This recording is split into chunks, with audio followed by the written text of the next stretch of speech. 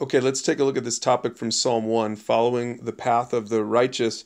Now, Chad did a great job with this particular message, and he's breaking down Psalm 1, and he's really relating this to sort of some worldview topics and how we can sometimes be seduced by the world. And I specifically want to take a look at this three-step progression in Psalm 1, chapter 1.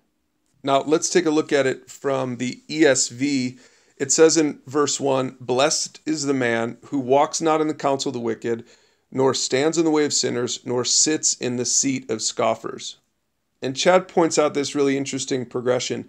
He says, well, first of all, we can tend to walk in the counsel of the wicked.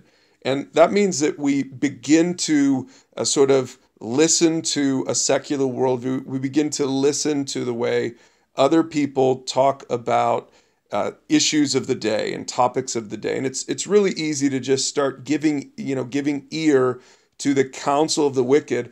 And then the second thing that happens is we then tend to stand in the way of sinners. And so this just shows this progression that now it's not that we're fighting anymore, but we've started to buy into the way of the world. We start to buy into this secular worldview. And then the third part of the progression is that next part of that verse where it says that you sit in the seat of scoffers or of mockers.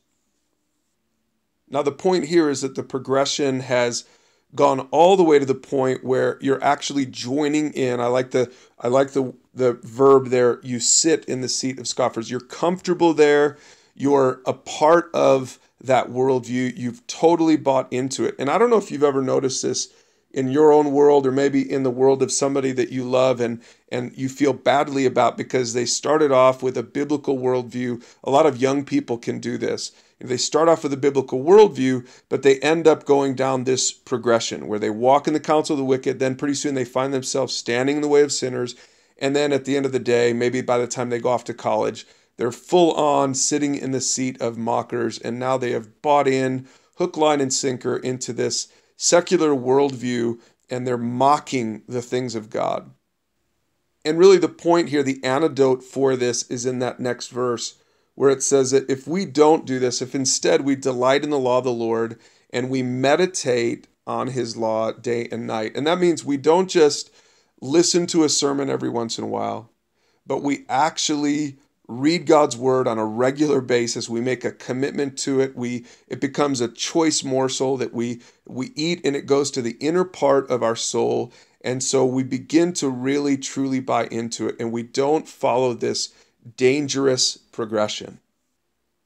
So I encourage you to check out that topic and really talk about this entire topic in Psalm chapter 1 and apply it to your own life. Make sure to do this with a small group, with a mentor, or with your family, and really talk through these issues so that you're embracing this pathway of the righteous rather than going down the path of the wicked.